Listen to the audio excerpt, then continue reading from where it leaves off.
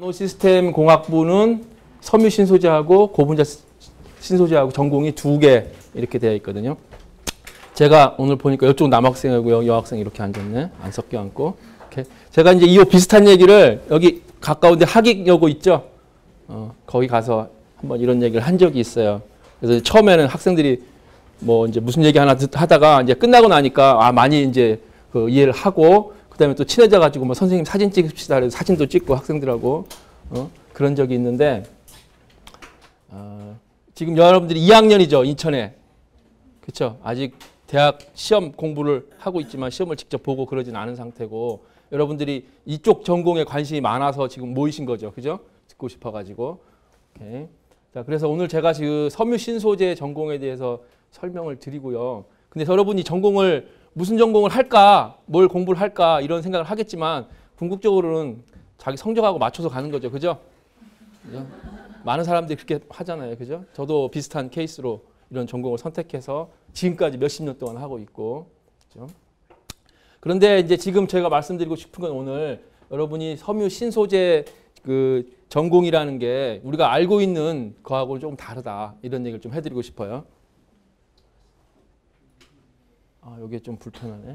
오케이. 자, 이게 우리 지금 공대 정보인데요. 공대 정보인데 공대는 다양한 학부들이 있어요. 이렇게 다양한 학부들이 있는데 저는 여기 나노시스템 공학부에 속해져 있고요. 인원은 한 500명 정도 돼요. 그러니까 한 학년에 4학년이니까 한 학년에 100명 넘게 있죠. 그렇죠? 100명 넘게 있는데 이제 여러분도 아시겠지만 취업 잘 안 되는 거 아시죠? 그렇죠? 그러니까 4학년 되면 취업이 잘 안 되니까 막 휴학하고 막 이래요. 3학년 때도 막 휴학하고 막 외국 간다고 휴학하고 이래가지고 막 주위에 막 많이 쌓여 있어요. 그래서 이게 한 학년에 100명 남짓인데 500까지 가까이 이렇게 있고요. 나머지 전공들 보시면은 좀 많죠, 그죠? 나노시스템도 많고 제일 많은 데가 기계공학부. 여기 사이즈 엄청 크죠, 그죠? 여기 가면 대접 못 받으니까 여기 갈 필요가 없어요, 그죠? 오케이. 자, 그다음에 이제 여학생들이 어디에 우리가 많이 있냐 이렇게 공대에서 보면. 기계 쪽에는 여학생이 잘 안 가요. 그러니까 여러분 여기 지원 안 하실 거예요, 아마 대부분이. 그 다음에 섬유, 우리 고분자하고 섬유는 전공에 한 23%니까 이렇게 정도 있어요, 여학생 비율이. 여기 있어요, 비율이. 오케이. 예상외로 여학생들이 많이 가는 데가 여기예요. 화학공학과. 여학생 많죠? 전혀 예상하지 않았던. 섬유공학과의 여학생이 굉장히 많을 것 같은데 그렇지 않죠? 그렇죠? 그러니까 우리가 여러분이 생각하시는 뜨개질 하거나 자수 놓거나 이런 거 안 한다 이거죠. 섬유공학까지 하는 게. 그죠? 그런 거 생각하고 오시면 아니다는 거죠. 이게 공대죠. 공대. 기본적으로 공대. 오케이. 자, 그 다음에 여학생이 많으신 게 이제 환경 이쪽에도 많고요. 그 다음에 건축 이런 데 많고. 그 다음에 또 전기전자 쪽에는 별로 그렇게 많지가 않아요. 좀 공부하기 어려우니까 여학생들. 오케이. 자, 그래서 우리 전공에는 여학생들도 뭐 많고 와도 충분히 일을 할 수 있다 이런 말씀 드리고 싶고요. 그 다음에 이제 우리가 인하대 공대를 졸업한 다음에 취업하는 건데 취업 보면은 여기 그 2010년도 데이터인데 이게 지금 숫자가 굉장히 많으니까 공대 전체에 많이 조사를 한 거죠. 그래서 보면은 취업이 한 55% 정도 되고 진학이 25%, 그 다음에 기타가 20%. 그러니까 여기 기타에는 뭐가 있냐면은 군대 간 사람들 늦게, 그 다음에 취업 안 된 사람들, 그 다음에 이제 고시나 아니면 공무원 준비한다는 이런 사람들 있죠. 또 진로를 바꿔서 아니면 뭐 약학 전문대, 뭐 의학 전문 이런 데 바뀌는 사람들, 그다음에 미응답, 행불된 사람들 있죠.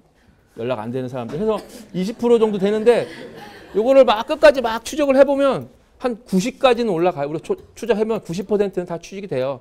근데 어디를 가든지 간에 뭐 서울대 나와도 취직 안 하는 사람도 있고 뭐 그렇잖아요. 그죠? 그러니까 그거는 큰 문제는 아니에요. 10%는 큰 문제 아니고 야, 내가 인하대 갔는데 10%에 들어가서 취직이 안 되면 어떡할 거냐? 그거는 학교 잘못이 아니죠. 본인 잘못이죠. 그죠? 본인이 열심히 안 했으니까 학점이 낮으니까 취직이 잘 안 되고 그런 문제니까 그 걱정은 사실 할 필요는 없어요.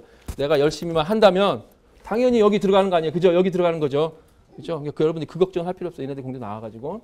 오케이. 자, 진학한 사람들은 대학원 가는 거 얘기하는 거예요. 대학원. 그러니까 인하대 대학원 말고도 기타 서울대 대학원, 뭐 카이스트, 포항 이런 데 대학원 가거든요. 우리 학생들도요.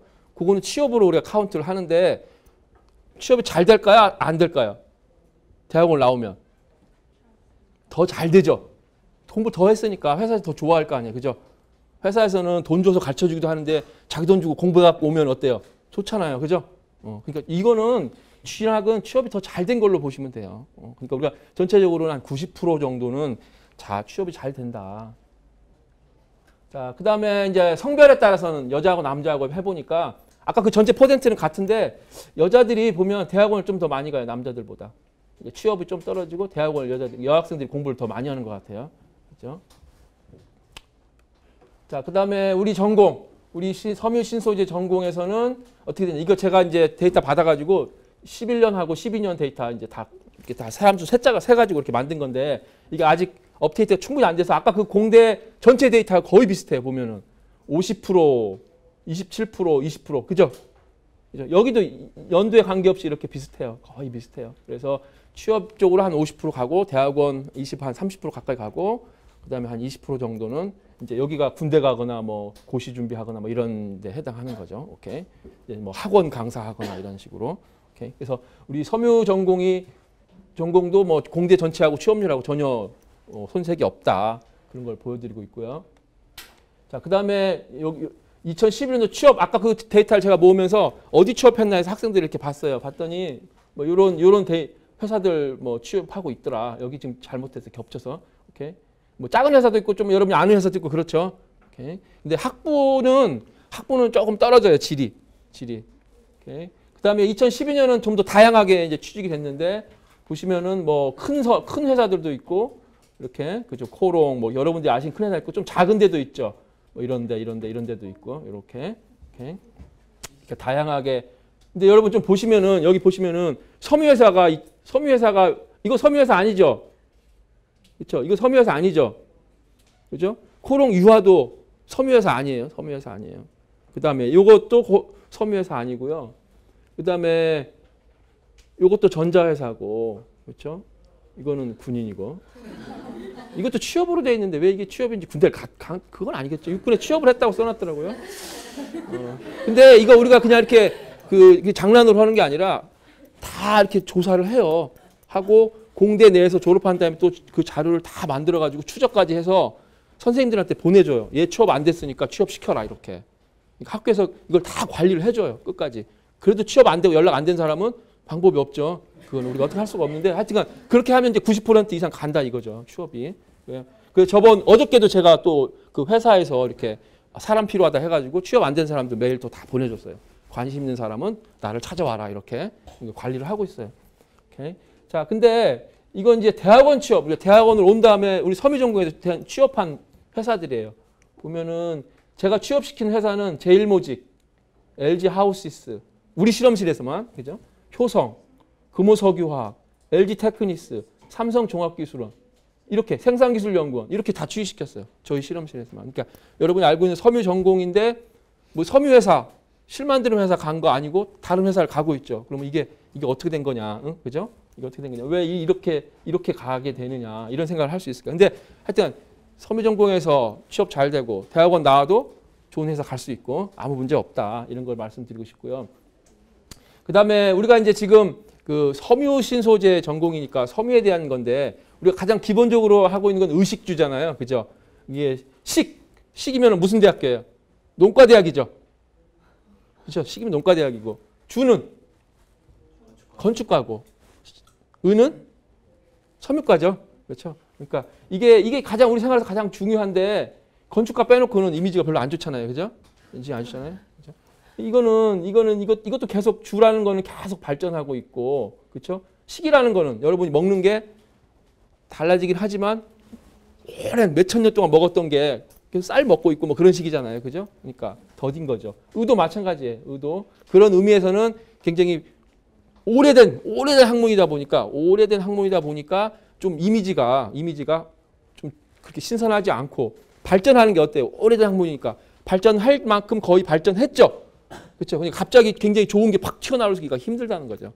그러니까 그런 면에서 조금 어려운 점이 있고 그다음에 이제 80년대에 들어서는 뭐 섬유가 사양 산업이다 이런 게 많이 이제 얘기가 많이 나왔어요. 그래서 섬유과 인기가 많이 떨어지고 그랬는데 실제로 사양 산업이면 2010년이면 그 산업은 없어졌어야 되죠. 그렇죠? 벌써 30년이 지났는데 그 섬유라는 산업이 없어져야 되는데 없어지지 않고 그대로 있죠. 그렇죠? 그다음에 지금 섬유 산업이라는 거에 선진국 선진국, 제일 섬유를 많이 만들어내는 그런 나라들이 사양 산업이면은 우리보다 더 못 사는 나라가 돼야 되잖아요. 그렇죠? 근데 지금 섬유 선진국이라 하는 나라는 우리가 알고 있는 선진국들, 미국, 일본, 이탈리아, 독일 이런 나라들이 섬유 선진국이거든요. 그럼 그 나라들은 섬유를 놓지 않는 이유는 거기도 다 부가가치가 있고 할 만한 연구가 있다는 거죠. 그렇죠? 제일 많이 지금 섬유를 수출하고 있는 나라는 중국이에요. 중국이 엄청나게 섬유를 많이 만들어내는데 그렇다고 그게 섬유 선진국이냐? 중국이 섬유 선진국이라는 얘기를 들어보신 적 있어요? 그렇지 않죠. 중국에서 아이폰을 중국에서 다 만들죠. 근데 아이폰 강국이라고 중국을 얘기해요? 그렇진 않죠. 그렇죠? 마찬가지예요. 섬유도. 중국에서는 만드는 기술이 많이 떨어져요. 그래서 많이 양적으로 많이 팔지만 기술은 높지 않아요. 오히려 한국이 굉장히 기술이 높은 상태로 그렇게 발전돼 있어요. 그다음에 이게 식은 그렇게 크진 않은데 은은 우리가 갖고 있는 큰 하나의 특징은 은은 여러분이 옷 하나 있으면 1년 내내 그거 입지 않죠. 그렇죠? 자꾸 여러 개 사죠. 있는데도 사죠. 그렇죠? 그러니까 패션이라는 게 붙어 있어요. 섬유에는. 그렇죠? 사람의 감각을 충족시켜 줄 수 있는 패션. 그러니까 옷 하나 있다고 안 사는 게 아니니까 양이 계속 창출되는 거죠. 새로운 개념을 갖고 창출됐으니까 그게 하나의 우리가 모티브를 가지고 있어요. 그다음에 그런 면에서 이제 영원히 발전할 수 있는 산업이다 이런 걸 써놓은 거고요. 그다음에 이제 역사적으로 보면 우리나라가 지금 전자산업 삼성전자 잘 나가지만 삼성전자도 사실은 설탕하고 제일모직하고 이렇게 출발한 거죠. 제일모직 주식회사 지금 제일모직이라는 회사에서 출발해서 삼성이 커간 거잖아요. 오케이? 그래서 이제 우리나라 전체 산업 발전의 가장 밑거름이 됐던 산업이다. 오케이? 자, 그다음에 우리가 지금 산업적인 구조를 보면 섬유가 인력 고용에서 15%, 이제 이게 조금 줄어서 뭐 13% 이 정도 갈 거야. 이게 데이터가 좀 오래된 거니까 13%. 근데 보면 우리나라 10명 중에 한두 명은 섬유업체, 섬유 관련 업에서 종사해서 먹고 산다 그 말이죠. 그죠? 수출액은 한 150억 불 돼요, 지금. 수출액은 1년에 150억 불 정도 돼요. 그러니까 지금 우리나라 전체 산업 규모에서 보면은 작은 포션인데 옛날에는 사실은 제일 먼저 100억 불 달성한 산업이에요. 그러니까 우리 전체 우리나라 수출 산업 할 때 제일 먼저 100억 불 달성한 산업이 선우 산업이고 지금은 퍼센트를 뭐 석유화학, 자동차 그런 데 다 내주긴 했지만 지금도 150불 이상을 수출을 하고 있고요. 그다음에 FTA가 체결되면서 미국 쪽에 수출이 많이 늘어났어요. 그래서 지금 섬유 산업이 다시 이렇게 많이 살아나고 있는 그런 상황이고요. 그다음에 IMF를 거치면서 기존에 우리가 했던 섬유 산업들 그거는 뭐냐면은 이제 뭐 동대문 시장에서 이렇게 봉제하고 티셔츠 만들고 뭐 이런 것들 산업은 이제 대부분 정리가 되고 아까 말한 대로 섬유 강국 이태리나 뭐 이런 것처럼 고부가 가치의 제품을 만들어서 비싸게 파는 쪽으로 그런 쪽으로 이제 많이 발전했어요. 그래서 어느 정도 셋업이 됐어요. 셋업이 돼서 기존에 그렇게 중국이 지금 하고 있는 그런 것들은 다 넘겨줘서 그런 산업은 일을 하지 않고 가격이 높고 그다음에 부가가치가 높은 쪽으로 우리가 할 만한 것들 이미 다 정리가 다 됐어요. 산업이 지금은 안정한 스테디 스테이트에 이제 들어갔어요. 그래서 더 발전하기만 하면 되는 건데 기본적으로 여러분들이 전공 이렇게 보시면은 그 어떤 전공들은 막 인기가 높아가지고 막 이렇게 올라가죠. 점수도 높아지고 막 이러는데 여러분이 보셔야 될 건 뭐냐면 그 뒤에 있는 산업이 뭐냐, 어떤 산업을 가지고 있느냐 이런 걸 보셔야 돼요. 그러니까 뭐 갑자기 인기가 있어서 막 올라가지만은 졸업하고 나면 취직할 회사가 없는 그런 부분도 있어요. 그런 뭐 여기서 제가 얘기하기 좀 그렇지만 그런 부분도 있어요. 그러니까 그런 걸 좀 잘 보셔야 돼요. 근데 섬유 산업은 워낙 오래됐고 많은 업체들이 있어요. 관련 업체들이 굉장히 많이 있기 때문에 산업적으로는 굉장히 튼실한 그런 산업이라고 할 수가 있어요. 오케이. 자, 이제 우리가 이제 고분자 섬유에 대해서 먼저 얘기하면 여러분들이 알고 있는 섬유 이제 뭐 실크, 면 뭐 이런 거 그거 이제 워낙 기본적으로 많이 돼 있으니까 우리가 인하대 섬유공학과나 아니 다른 섬유공학과 전공에서 그런 걸 강의를 하지 않아요. 많이 조금만 하고 기초만 가르치고 가르쳐 주지 않아요. 그러니까 뭐 실크, 면, 양모 이런 거 여러분 생각하는 그런 걸 사실은 많이 배우지 못해요. 조금밖에 가르치지 않아요. 그리고 그게 우리 산업에서 중요하지도 않아요. 섬유 산업에서. 우리 산업에서 중요한 거는 인조 섬유. 그러니까 섬유를 우리가 사람이 만드는 거죠. 인조 섬유는 뭘로 만드냐면 고분자로 만들어요. 아까 선생님이 고분자 설명 많이 해주셨죠. 그렇죠? 이 고분자로 만들어요. 고분자를 가지고 잘 해갖고 이게 섬유를 만들고 이런 실을 만들고 이 실을 가지고 옷을 만들고 뭐 우리가 쓰고 있는 여러 가지 다양한 제품들을 만들어내요. 그러니까 고분자를 모르고서는 섬유를 할 수가 없죠.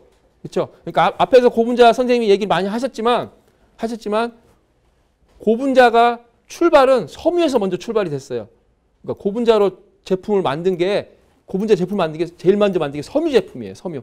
그러니까 고분자를 연구한 사람들이 섬유 전공자고 그게 발전해서 섬유대로 발전해 갔지만 고분자는 또 고분자라는 산업을 또 일으키게 된 거거든요. 오케이. 자, 그래서 고분자를 모르고서는 섬유를 할 수가 없다. 그래서 이제 그러니까 지방에는 고분자과가 있었지만 서울대학교에는 고분자공학과라는 과가 없어요. 그러면 서울대에서 고분자를 누가 했냐? 섬유공학과에서 고분자를 했어요. 그래서 1990년대 중반에 섬유고분자공학 이렇게 이름을 바꿨어요. 그죠?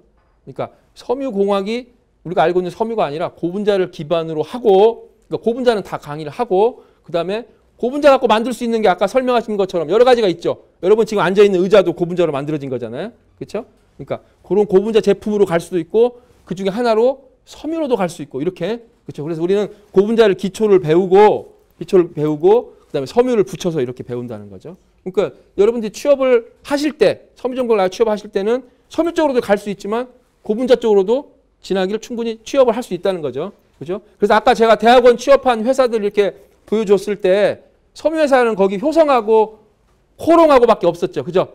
그죠? 나머지는 다 전자회사 아니면은 케미컬 회사예요. 케미컬 회사 아니면은 고분자 회사, 유화업체 이런 데라고요. 그러니까 그 생각보다 이게 지금 하고 있는 게 더 높다는 걸 알 수 있고요.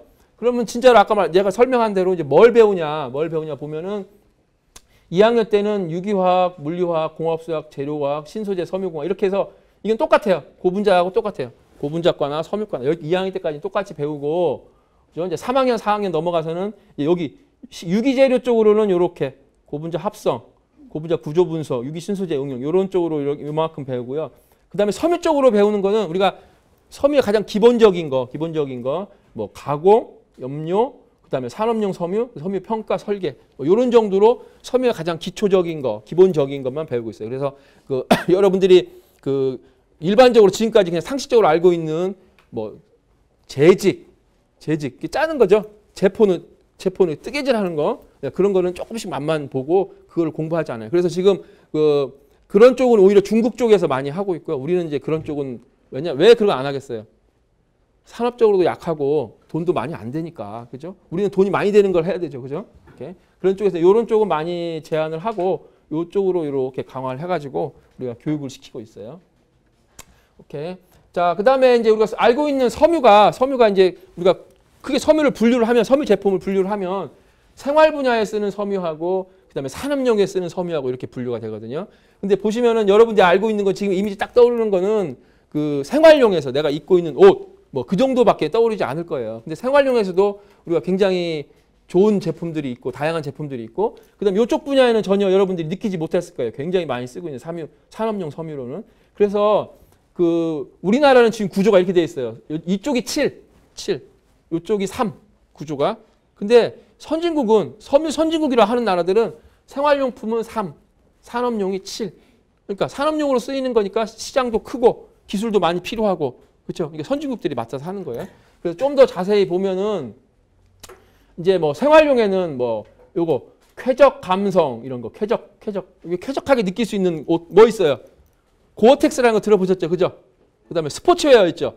스포츠웨어 땀 빨리 잘 마르는 거 이런 거 그렇죠. 그러니까 고어텍스 같은 경우는 우리가 땀이 잘 마르는 기능 하나 딱 붙여놓으면 가격이 무진장 올라가죠. 몇십만 원이죠. 옷 하나 몇십만 원 주죠. 그렇죠. 여러분이 실제로 여러분이 쓰고 있는 제품 가지고 다니면서 쓰는 것 중에 핸드폰 말고 그런 가격을 갖는 건 없어요. 그러니까 옷이 그렇게 고가가 될 수 있다는 거는 기능을 넣기 때문에 그런 거거든요. 오케이. 예, 쾌적 감성 이쪽으로 이제 우리 뭐 알고 있고요. 그다음에 건강 의료 건강에 쓰는 것들 보면은 뭐 인공 장기 이런 게 만들 때도 섬유가 들어가고 인공 혈관이랄지 뭐 체온 조절 이런데 그다음에 이제 침장 인테리어 이건 우리가 여러분 너무 잘 알고 있는 거고요. 그다음에 스포츠 쪽에 이쪽은 또 우리가 잘 사게 되니까 이런 쪽으로 또 그 다양한 제품을 사게 되죠. 스포츠 할 때, 운동할 때, 그 뭐 자전거 타는 사람들 뭐 쫄쫄이 같은 거 입고 다니죠, 그죠? 그것도 다 비싼 돈을 주고 사야 된다고요, 제품이, 그죠? 이제 그것도 개발해서 우리가 만들고 있고요. 그다음에 예술 쪽에, 그다음에 의료 복지, 뭐 기저귀, 부직포 이런 것들은 우리가 알고 있는 생활에 쓰는 건데, 이게 이제 여러분들이 아마 대충 알고 있는 섬유 제품이에요. 근데 여러분이 지금 모르시는 거는 이런 것들이 있어요. 보시면 항공 우주 쪽에도 섬유가 많이 쓰이고 있고요. 항공 우주 쪽에 비행기 만들 때도 섬유를 쓴다는 거죠. 그다음에 우주 우리가 목성에다가 보냈죠. 우주선 보내가지고 착륙시켜가지고 탐사하고 그러잖아요. 착륙시킬 때도 섬유로 만들어서 착륙시킨 거예요. 섬유로 풍선을 만들어서 떨어뜨렸어요. 목성에다가 섬유로. 그죠? 그러니까 섬유를 기술이 없으면 할 수가 없는 거죠. 오케이? 그다음에 토목 건축. 왜 무슨 토목의 건축에 섬유가 쓰이느냐. 그죠? 토목 우리가 길 깔 때, 댐 만들 때, 저수지 만들 때 이런 데 다 섬유를 써요. 굉장히 많은 양을 쓰고 있어요. 그죠? 이게 다 산업용이라는 거죠. 그다음에 정보통신. 광섬유는 뭐예요? 그 안에 빛이 통과하는 섬유죠. 그거는 유기섬유가 아니고 무기섬유예요. 유리예요. 그러니까 우리 섬유공학에서 하는 게 아니에요. 광섬유를 깔 때 그 안에 보호용으로 들어가는 섬유가 있어요. 보호가 되어서 그것도 이게 또 역시 마찬가지로 이런 데 쓸 수 있고 에너지 쪽에도 우리가 에너지 쪽에 원자력 발전소에 필터 같은 거 들어가거든요. 그다음에 방제 보존, 방화 같은 거 이런 거 보호복, 소방복 같은 거. 그다음에 자동차 에어백 같은 거. 에어백이 비닐봉지가 아니죠. 그냥 봉지가 아니죠. 그게 다 섬유로 짠 거예요. 짜서 만든 거예요. 에어백 같은 거. 그러니까 섬유가 굉장히 많아요. 그다음에 타이어 같은 거. 타이어에도 실이 많이 들어가요. 실이. 그죠? 여러분 그런 거 잘 모르시죠? 처음 들은 얘기죠. 그죠? 그러니까 굉장히 산업적으로 쓸모가 많이 있어요. 그다음에 환경. 이제 생분해성 같은 거 많이 하니까. 그죠? 그다음에 해양, 바다 쪽에 그물 같은 거, 어망 같은 거. 그다음에 가두리 양식할 때 망 같은 거. 그것도 기능을 다 넣어 갖고 만들어야 돼. 그냥 아무거나 만들면 안 되죠. 그죠? 그다음에 농수산 쪽에도 마찬가지고. 오케이. 자, 요쪽을 지금 이제 우리가 키워 나가고 있고 우리 한국도 요쪽으로 발전해 가고 있어요. 오케이. 자, 그런데 이제 제가 조금 더 뒷부분에 그 산업용 섬유라는 거. 우리 섬유 전공이 고분자를 기본으로 하고 있고 섬유를 붙여서 강의를 하고 있고 그다음에 취업은 모든 고분자 화학 쪽에 취업이 가능하고 그다음에 덤으로 섬유 쪽에 취업이 가능하다. 근데 지금 제가 여기서 자세히 설명 안 드린 한 부분은 뭐냐면 섬유를 하다 보면 섬유 마케팅 있죠. 그렇죠? 여러분들이 지금 다 공대지만 공학적으로 취업하지는 않을 거예요. 일부분 학생들은 영업이나 마케팅 이런 쪽에 관심 있는 학생들이 많이 있어요. 그러니까 섬유 마케팅, 섬유 디자인, 패션 이런 쪽에. 그래서 어떤 남학생은 의류학과에 가가지고 부전공 해가지고 섬유 디자인 이런 거. 그러니까 섬유를 디자인해서 섬유를 기획해가지고 그거를 생산을 해가지고 수출을 하는 뭐 이런 쪽에 관심 있는 학생들이 있어요. 그러니까 그런 쪽에도 또 다른 한 체인이 있어요. 근데 그거는 우리가 이제 그 관심 있는 사람들 쪽이고 일단 공대니까 선생님들이 그걸 특별히 지도할 수는 없지만 공대니까 그런 쪽에 있는데 또 다른 관심을 갖는 학생은 또 우리 섬유과에서 그런 쪽으로 보낼 수 있어요. 오케이. 자, 그다음에 이제 제가 좀 더 부원적으로 설명을 드리고 싶은 거는 섬유 쪽에서 산업용 섬유를 더 키워야 된다. 지금 정부에서도 많은 지원을 해주고 있고 그다음에 발전하고 있어요. 그래서 잠깐 요거 좀 설명을 해드릴게요.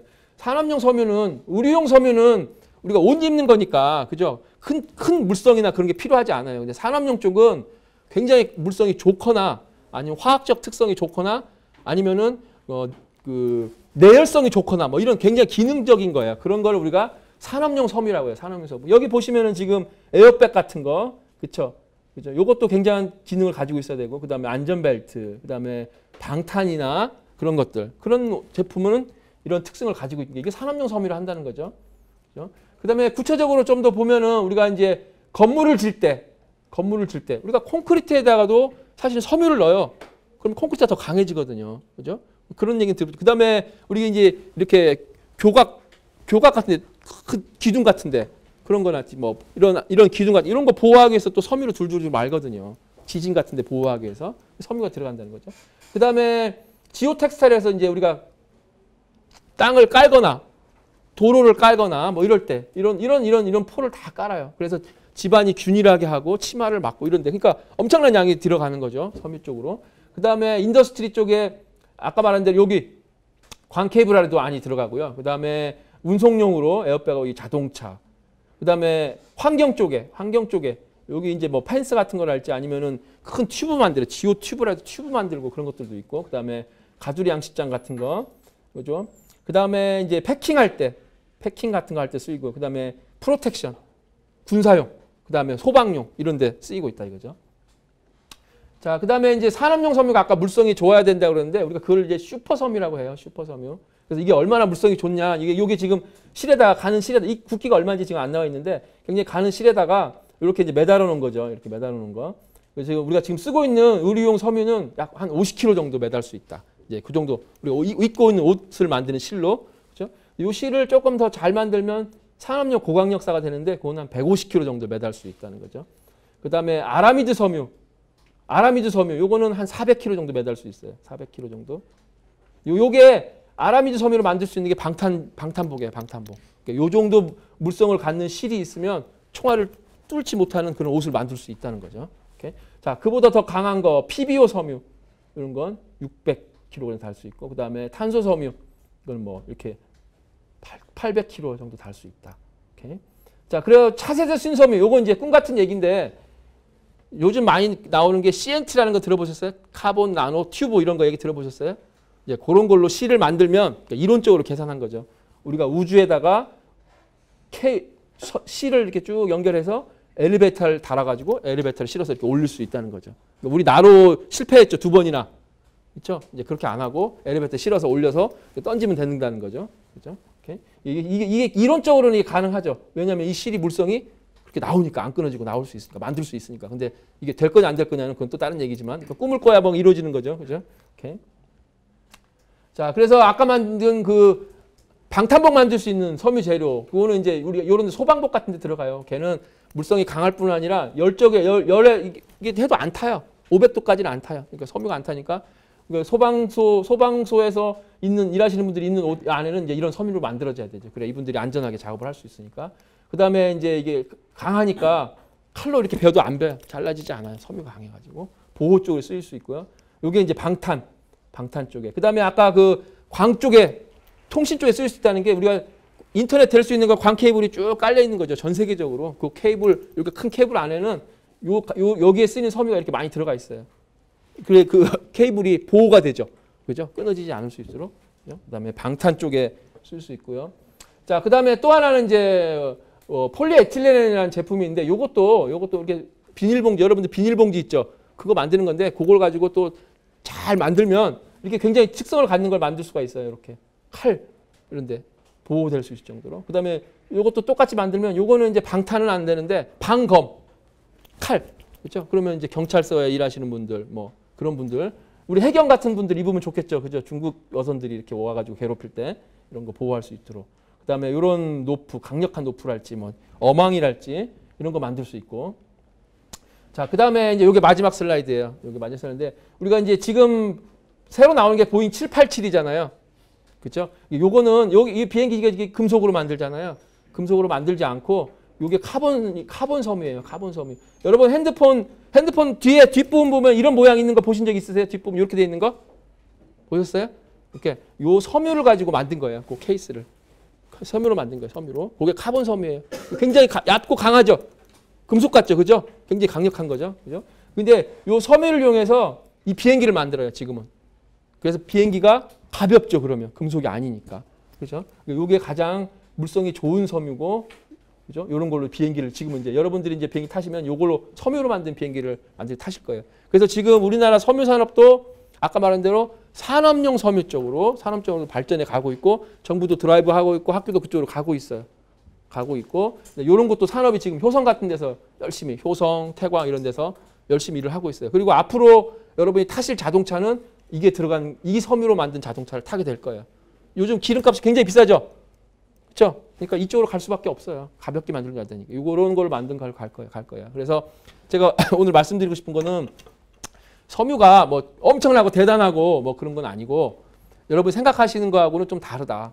그렇죠? 여러분들이 오셔서 만약에 진학을 하시더라도 뭐 부모님들이 뭐 너 거기 가서 뭐 할 거냐 이런 산업은 아니다. 그다음에 섬유가 갖고 있는 산업은 기본적인 산업은 이미 다 잘 되어 있고 취업할 자리는 너무 많이 있다. 우리가 할 일도 너무 많이 있다. 그죠?